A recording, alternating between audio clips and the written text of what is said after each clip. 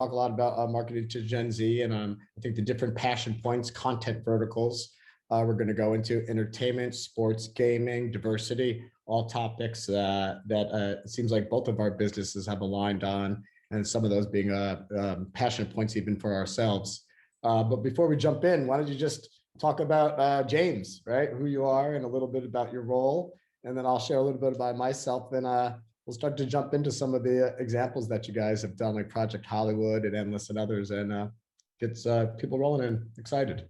Sounds good, Sean. Happy to. So hi, everyone on the live stream. As Sean mentioned, I'm James Clarke, and I lead the portfolio media strategy and CRM team at Frito-Lay North America. So for those of you who may be unfamiliar with Frito-Lay, we're a division of PepsiCo, and include some of those best loved snacks like Doritos. There you go. He's got rocking the Doritos Cool Ranch, Cheetos, Lay's. So certainly Gen Z is no stranger to our brands. Apparently Sean has some Gen Z envy. So we have a ton of great examples, to talk through. That's part of why I love my job is, certainly the breadth of product offering that Frito-Lay, has on offer. It basically suits and tailors to every, potential consumer cohort across the spectrum. But marketing to Gen Z, I'd say, is likely my favorite. Just given it's truly at the bleeding edge of marketing, and you can have a lot of fun, with that consumer cohort. So really excited to dive into it with you. So you go ahead now, reciprocate, Sean. Thanks. I had to wash the 3 different flavors down. That was not staged. I have a husband and a child, so it's a house full of 3 men that like to snack a lot. You need your Pepsi. What? You need your Pepsi to wash your hands. Know it's unfortunately I try to stay away from the sugars at least. So I'll take I'll stay with the less sugar, but next, James. I'll tell a little bit about myself. I'm Sean Horvath. I've been in the digital space for a good 20 years, and I think I've had a nice transition. I started as a talent agent in Los Angeles, and then worked at a company called Alloy for many years. And they initially were focused on females, Gen X at the time, right? Or Gen, we got into the content space with Gossip Girl and Pretty Little Liars, and those were publishing pieces that we turned into content pieces online, and it really kind of, drove my desire for like pursuing content with these younger millennials, Gen Z, Gen X, right? All these different ones over the years, and over the past really 3 or 4 years for me, focusing quite honestly more in the influencer space, building those relationships, with creators, influencers. They have different names across different verticals, right?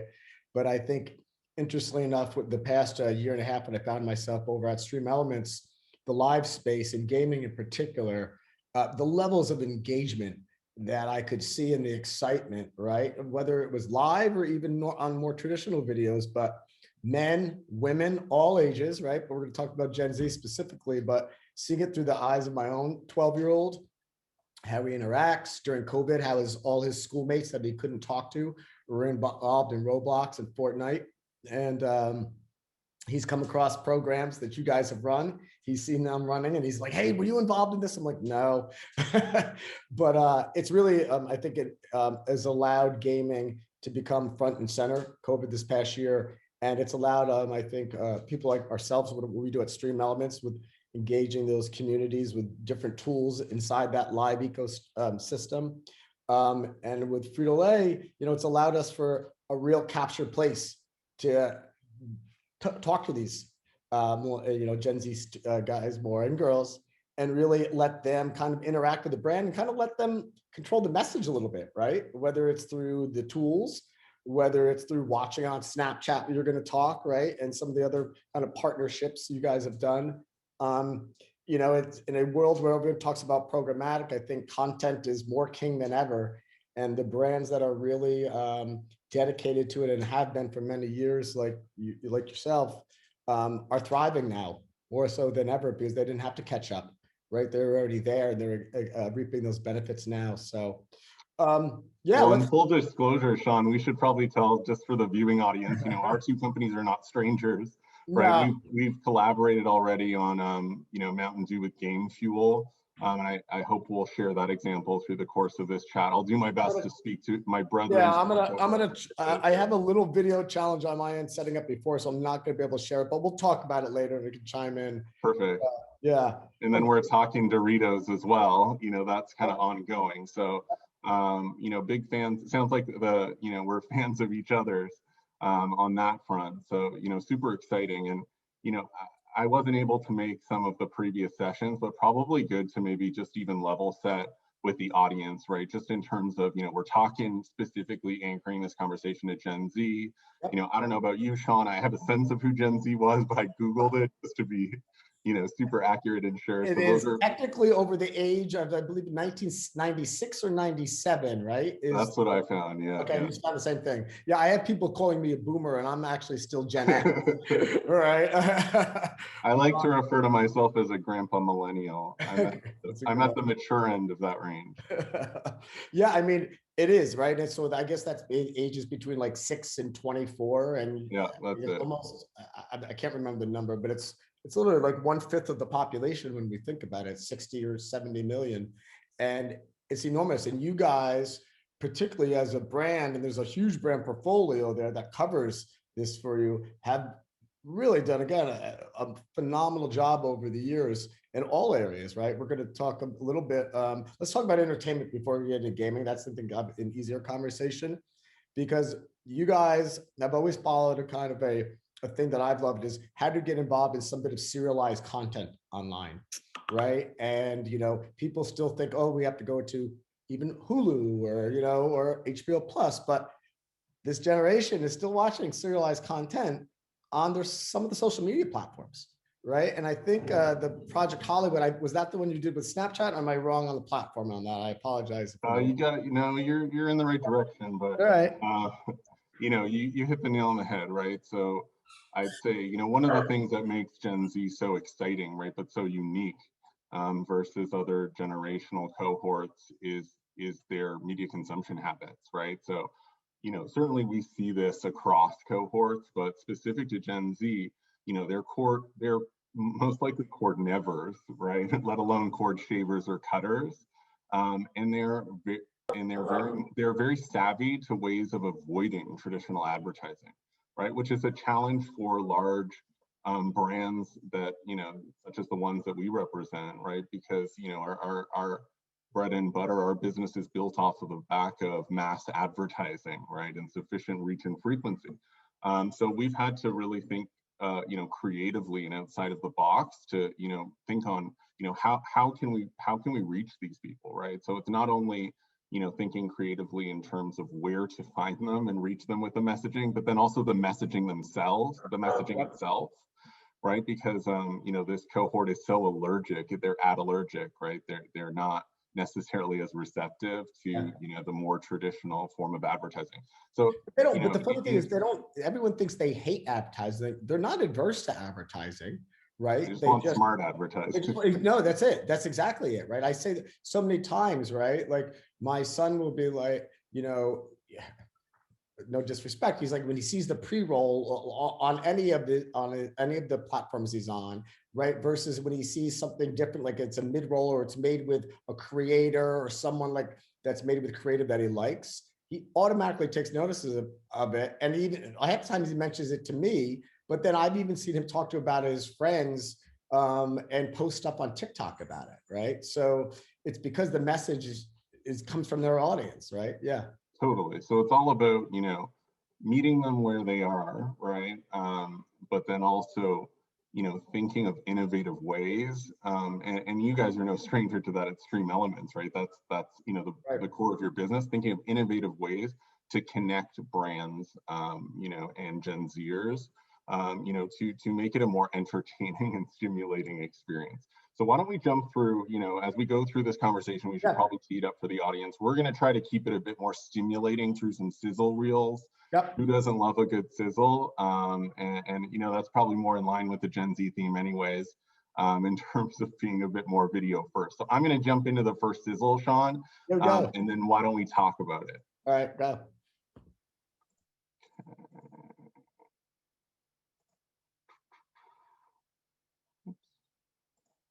1 second, sorry. Sean, you confirm this is working well at your end, please. Yes. On that bad side, make your mama sad side, make your girlfriend mad side, nice to kiss your dad side. Usually house a bag of Doritos in like 20 seconds. Amen. Now it is time for Flavor City. Boy, stop offering me sodas. Get your Dorito fingers out of my face. And if it's a long imprisonment, I might need 3 more bags of Cool Ranch Doritos.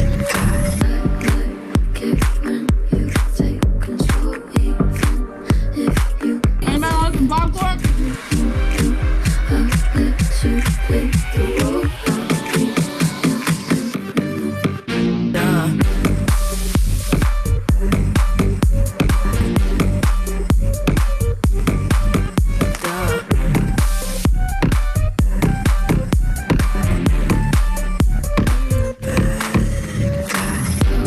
Cheeto, Eleanor? Thank you, Davy. I'm the bad guy. Duh.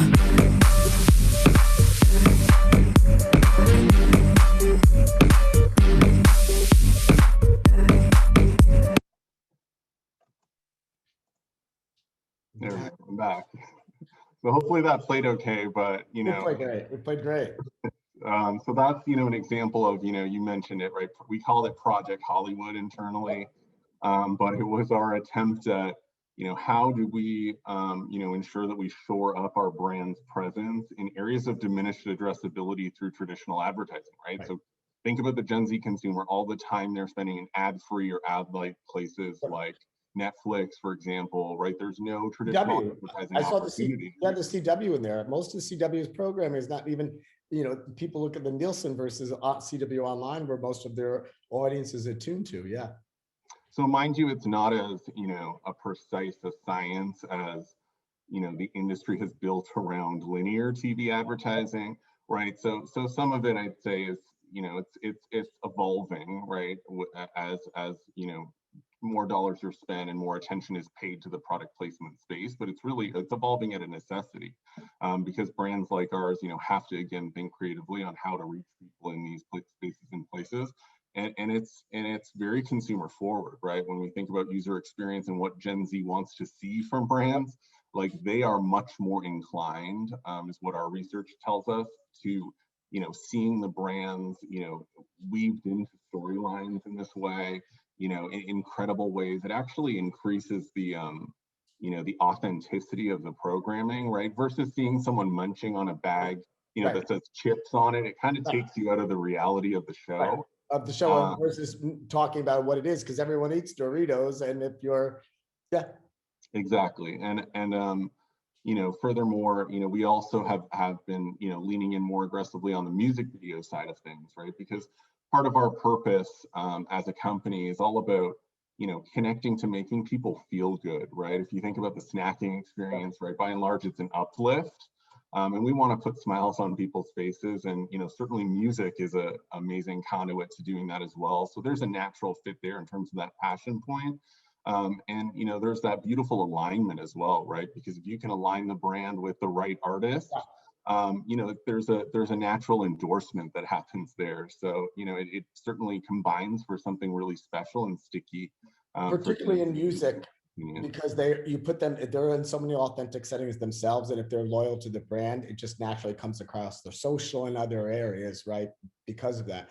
You know, you made me think of something like putting yourselves in a music video. It's somewhat easier to register views on Vivo and other platforms for it now. Putting yourself in an integration into HBO Plus or Netflix or Hulu, right? Your measurement is different, right? So what lens are you forced to put it into a certain lens there because of a corporate lens, or have you figured out a way to communicate the value of it, but not necessarily through that traditional Nielsen, GRP, what, you know, the lens that's somewhat difficult to put it in now in this landscape? Yeah, I mean, that's a great question, right? And as I mentioned, it's an area that's evolving. So without getting too much in the weeds on specifics, because we don't want to put people to sleep on the measurement, but and we have the same problem. Live viewing, right. registered, right? From a demo, different like Nielsen and stuff. So I have the same problem. Yeah. So there's no, there's limited availability, right, of that kind of easily accessible or purchased third-party data. But what we can do is through more survey-based data, estimate audiences.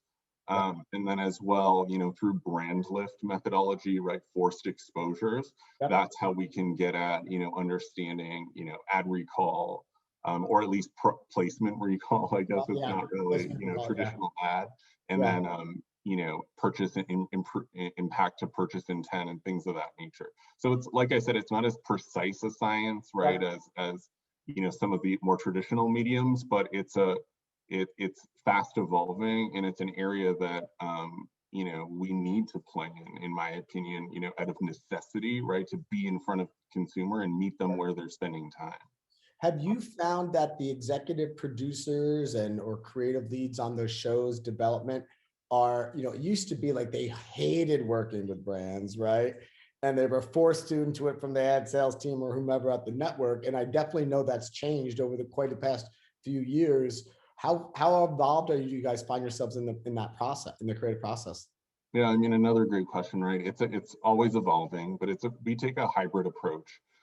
So we work through specialized agency partners, right, in terms of production, studio outreach, as well as on the music video side, and certainly especially on the music video side, but even the production companies, I mean, they're hungry for monetization opportunities, right, to offset their costs, because those models are just being so disrupted, right, and everyone, from a consumer standpoint, everyone's more content hungry, so they have to figure out ways to stretch their dollars. And then in terms of the hybrid, so we work through those partner agencies, but then we also work directly, so we have direct relationships that we maintain with the likes of a Netflix or Hulu, our Amazon team, and so we're constantly liaising with them directly to look at potential branded content opportunities as well, whereby it's kind of that quid pro quo, right? We support them in terms of advertising their show,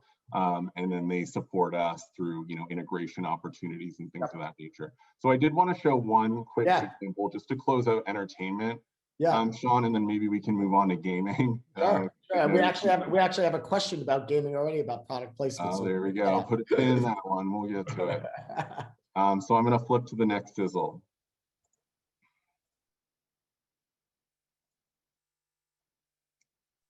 It hasn't flipped.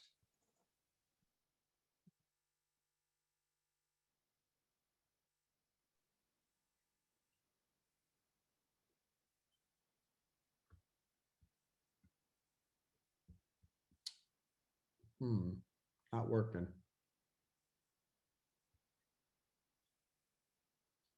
James, can you hear me? Hey, sorry, Sean, it's not working. No, it's not working. Here we go. Right, I think I found the problem. This is a live show, folks. There you go. Hold on, it's starting to show now. In 2016, Snapchat defined a new era in storytelling with the launch of short-form original shows built for the mobile generation. Now, Snap Originals have been watched by over half of the US Gen Z population. One of the first shows, Endless, a scripted docuseries following two young influencers as they navigate relationships and careers, became Snapchat's first breakout original series, drawing 38 million unique viewers the first 2 seasons. That's why Lay's went all in for season 3 by partnering with one of its stars, Dylan Jordan. Hey, I'm Dylan from Endless, and I'm so excited to be here on the set of the Lay's shoot. Fully committing to the world of Endless, Lay's integrated product into the show and created custom commercials that ran throughout the season. Hear that? That's how you make me feel inside. All the time. This made for a fun and seamless ad experience for Snapchatters and an authentic connection for the Lay's brand. Lay's. There we go. That's a wrap. That looks like a fun set to be on. Were you there? Was the shot were you there? I wasn't able to attend that actually. It was out in LA, but I probably should have said too, we're zipping through these examples. Certainly my team is involved in this work, but we can't take full credit, right? It takes a village to bring all this stuff to life. So, major kudos and shout out to my peers across, the organization, especially on the brand side, who are just such amazing partners for my team and I in terms of leaning in and taking a chance on some of this, bleeding edge stuff, right? Yeah, I mean, because again, they're always used to that. They went to NBA, their numbers, right, on the brand. They're like, what's the conversion, everything. So you're right, it's always a risk. But I mean, you can't shy away from it anymore because they look at your own habits at home and kids. So good segue. Someone from the audience asked about you guys doing product placement in video games. So obviously, you guys are big in the gaming space, and we'll talk a little bit more in a sec. But you and I didn't actually even talk about specific integration into video games. And I failed to ask you this question, so I'm curious to know. Direct publishers integration in video games, have you guys done it? How do you look at the space that way? So we've definitely dabbled in it. I mean, it's another frontier, right? It's emerging, I would describe it. There's a lot of media innovation, right? You guys are an example of that. As an organization, right, and one that, as I mentioned, we've partnered with on, for Mountain Dew and Game Fuel, and saw, very promising results, and are looking to, continue to lean in with you across additional brands. I would say, we're also just thinking about, taking a step back, right, looking at gaming as a bigger opportunity, as I think a lot of advertisers are. Because there's just that, we have to all, as an industry, just get over that hump of the stereotype, right? Of there is only one type of gamer. It's like the first person shooter, the teenage boy sitting in the basement, in his chair. Yeah, that's a type of gaming, right? And that's cool, that's great, but we have to acknowledge it's a much bigger activity, right? And it spans a lot, broader percentage of the population than just that. I always tell people it's no different if you're a sports fan, right? You're a gaming fan. It's just, and you may be, you may play Fortnite for 4 hours and do everything else, and you can be 13 years old and you may love a team as well, because that's a Fortnite team or a Call of Duty team, right? I think this year people finally have started to understand it's just a lifestyle versus it's a passion point for people versus a hardcore, right? So, females will be playing Call of Duty as much as Roblox and other games, right? Or they may be a little more casual gamer. They're still spending the equal amount of time, just like watching Netflix, what we've been talking about, or just like on Snapchat, right? It's still just part of their life. And I think people's probably starting to get that. Totally. I mean, it transcends stereotypes. We have to put those aside, because certainly Gen Z is breaking all, all stereotypes, right? And it's also, there's just so much variety, to that passion point. Like you said, it spans from, console-based gaming, but also to casual gaming. So, circling back to the question, yes, we've dabbled in, direct partnerships, right, with gaming publishers where we've been integrated directly in games. I'm thinking Ruffles, NBA 2K, we've done quite a bit there. That's right. Doritos as well has been quite active in the gaming space, leaning into more of the sponsorship side of things with Twitch Rivals, as well as, for the past several years, having their own, moment around this moment of a Doritos bowl, right, which has been celebrating kind of the best of gaming, right, and tapping into that. But I think, we're again taking a step back, evaluating the bigger opportunity and looking, to smart new partners like yourselves, right, on ways that we can, further scale, our presence, right, within, and across that passion point, but then also, thinking about gaming opportunities beyond just, Doritos and Ruffles, and opportunities, for the breadth of our brands, right, to tap into that passion point, because it truly is a ubiquitous one. Yeah, we're actually talking, I think, the Captain Crunch team now about them jumping to some of your counterparts that introduced us there, Jenny and team. So yeah, I can't, I was going to try to show the video of what we've done for Game Fuel. Unfortunately, it's not coming up for me the right way on YouTube because it's a YouTube link, but I'll share a little bit. I think, what's interesting about what we had done with this program, which was a test program back in November, we started activating it. And it was really a call to action to look at conversion, right? That we had the opportunity, you guys were aligning with Call of Duty, right? You guys were expanding upon the breadth of influencers that you're already sponsored doing an activation. Look to us to kind of get that mid-tier, but more so use unique creative that created like a disruptive feel within the actual broadcast. So it made it look like there was a video interstitial, like kind of disrupting the gameplay, and it was part of gameplay, and a secret code came up on screen that you basically went through chat and entered to a designated site. And I think the results, we had almost, I think, 26,000 people register. And I think it was around a 2-day event. The team was incredibly happy. And the model behind it was really trying to prove like if we can start to drive sales, right? And as we're now working with the team on the step 2 process and working together, it's really going to be about utilizing our tool set that's in stream that makes you feel like you're in gameplay, like from an integration, but you're not. But hopefully what our achieve is to use these mid-tier creators that have the highest engagement to motivate their communities to purchase, right? To go to you guys. That's the thing, right? There's tapping into the into the games, right? Yeah. There's so many different spaces to test, right, and experiment. But then there's what you guys are doing, right, which is leveraging the star power, right, of these influencers and the time people are spending in watching these professional or semi-professional, gamers. And it goes to the basic word, influence. They're sitting there watching a game, whether they're working with us or your guys are working through Twitch or someone else, and you're sponsoring or feeling the part of that gameplay. And that creator, that influencers talk to them, eating a chip or drinking a beverage, it is so natural for them want to do the same thing. And it's so much different than seeing, yes, when you're on Instagram or YouTube on a more of a VOD video, you're going to get that same feel and it's connected. But when you're live, so a lot of times there's an instant gratification, like I got to go buy something now and eat this, or I'm going to run up into the kitchen and see what I have. And that's a lot of the chat that we see in the audience. It's really fun. Right. And your guys' brands allow that, whether it's working with us or other things you guys have done in the space. I'd love to, if you'd highlight, one of your favorite gaming activations you did last year. We talked about the one we did with Game Fuel, but I didn't really talk a lot about one of your favorite ones that you guys partook in. Yeah, my favorite and great segue. I'm just going to play a little snippet from it, actually. Sure.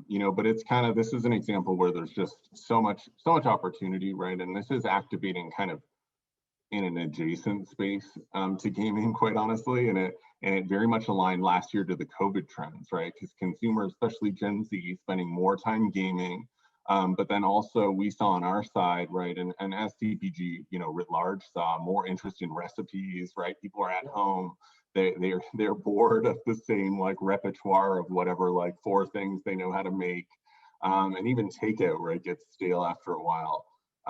And so, Doritos launched a program called Late Night Taste Buds. And it was actually internally conceived by our internal creative agency, D3, right. Then brought to life through a media partnership, yeah. And by the Doritos brand team. And it's all about tapping into this, this inspiration, mealtime inspiration to fill their downtime. And it's recipes that work perfectly, for that late night. which is late night and streaming is the same time, which is ironic. So it's perfect. Here, let's see. Exactly. So let's take a look at that one real quick here. All right.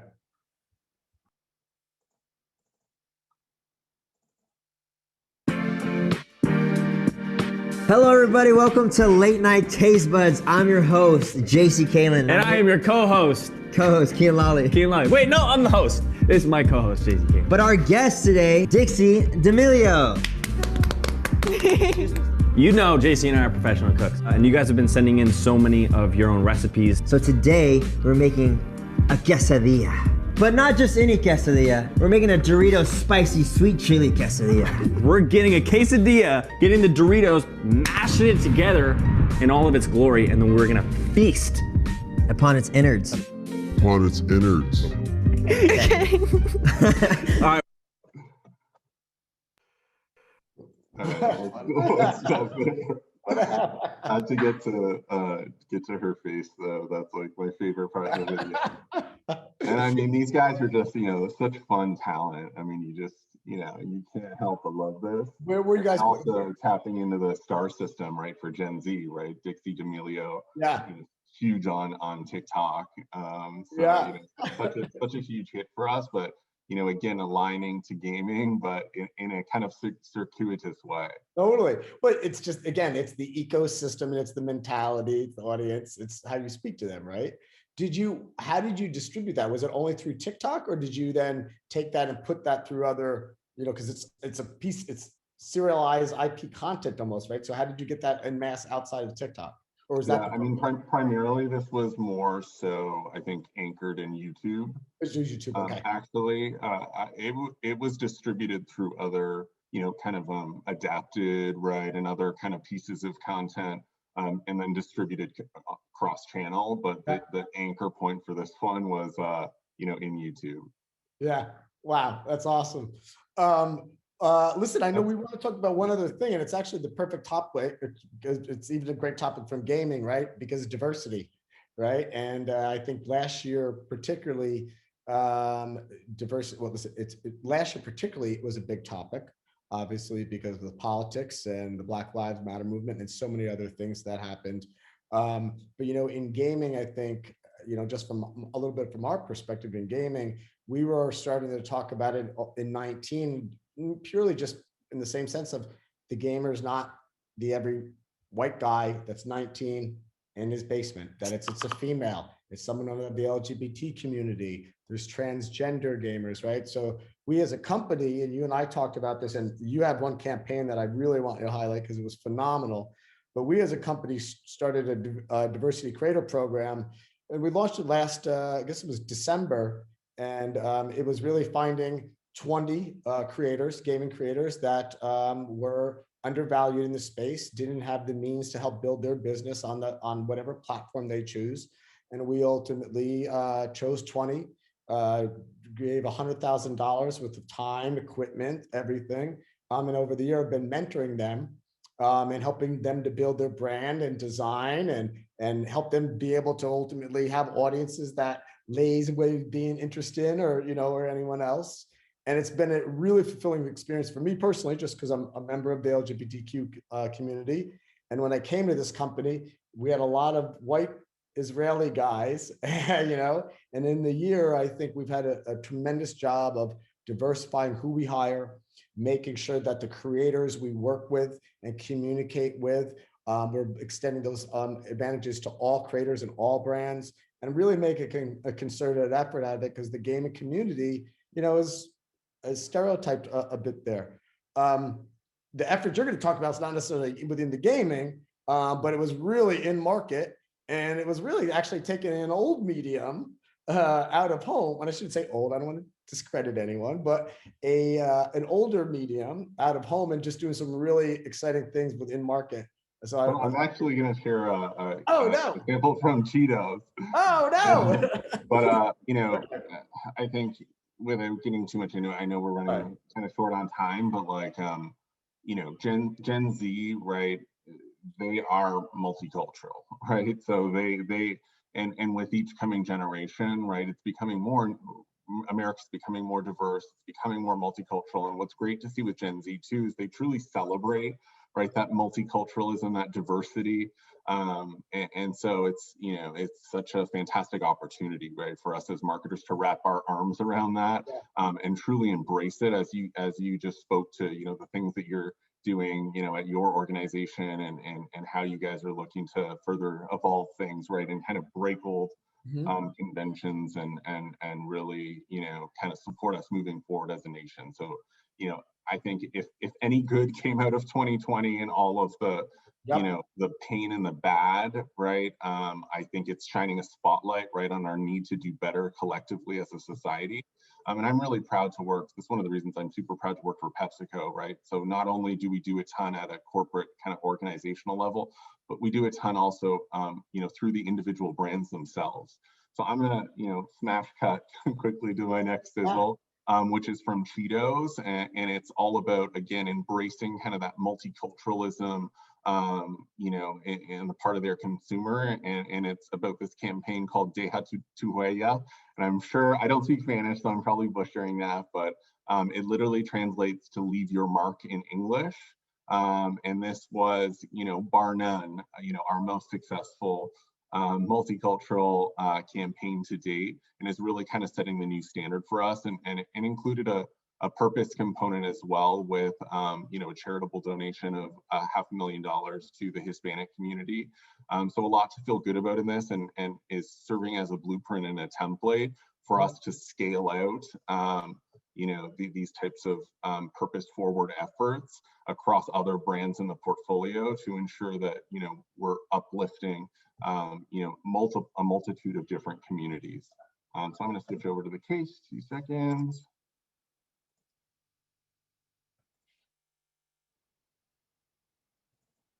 Being Hispanic today means pushing boundaries, reshaping the world around you. No brand recognizes this more than Cheetos. We set out to inspire Latinos to leave their mark on the world. This is the rallying cry of Deja tu Huella.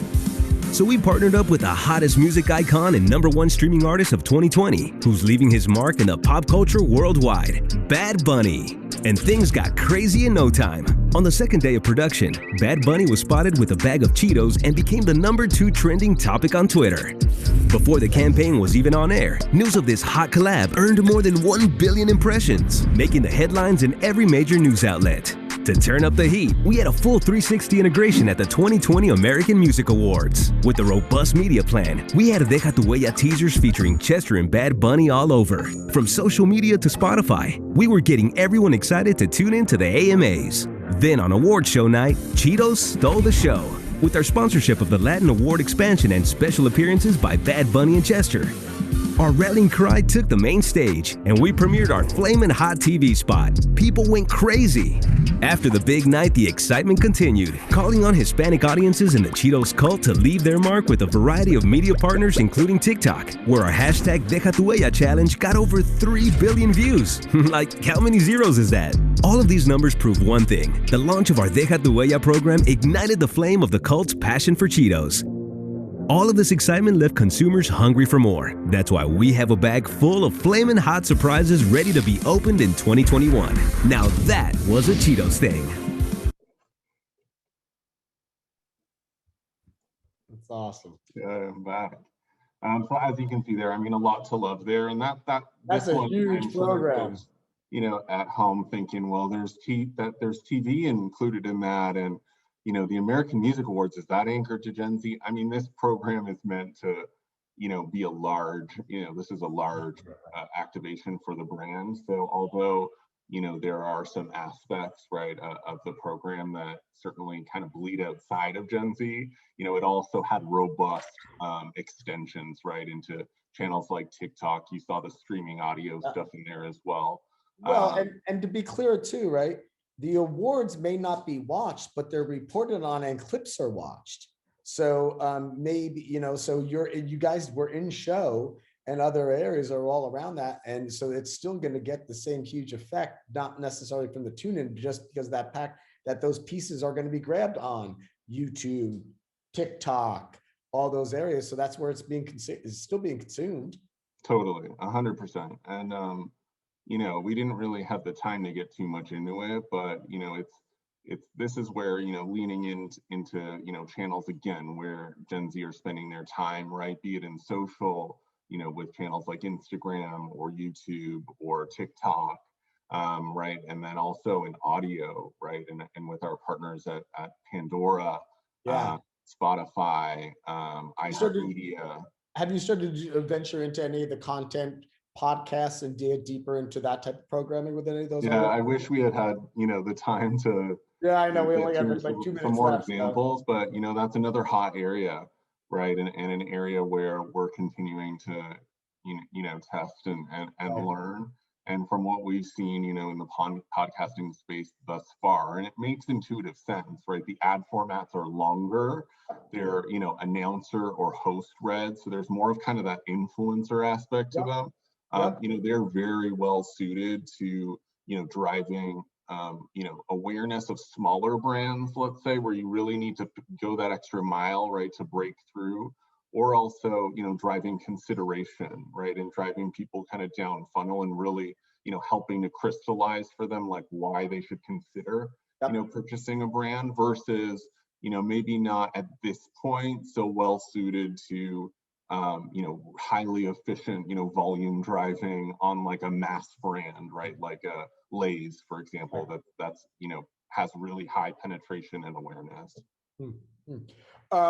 I think we have a few minutes left. There's no questions, but let's, I'll make sure anyone, please ask questions, chat. What's on tap for you this year, right? Any programs that you can tease a little bit that you're looking forward to this year? You know, everyone's starting to come out of the house. Not that that's going to change eating habits much, right? But although it will change some of the places they purchase for you guys. I know we talked about that quite a bit of where purchasing happened in COVID and where, you know, hopefully we'll go back this year. I mean, it's a great question, but it's one of those frustrating questions, right? Because there's, you know, there's always so much coming up, you know, especially when you have a portfolio of, I think it's something to the order of 12 brands, right, that we advertise on and that have media.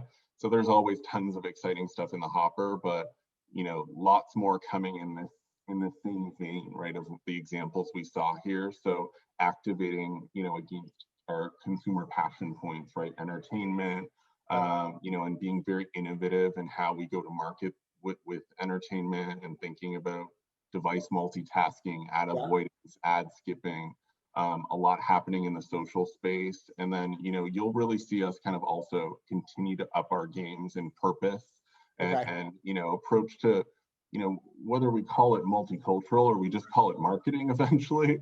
But, you know, it really is. It's just hitting all the quadrants of that you need to be hitting. You're right. Yeah. Exactly. But we're going to be, you know, certainly continuing to fire on all cylinders, you know, across the year and super, you know, thrilled to see, you know, hopefully some relief in sight, right? You know, just as a society, as things, you know, start to open back up again and, you know, really hopeful, as I'm sure all the rest of us are on today's live cast, that, you know, we'll be able to return to some sense of, you know, normalcy sometime soon. Yeah. Well, and we have a question too. This is actually aligns well in what we were talking about.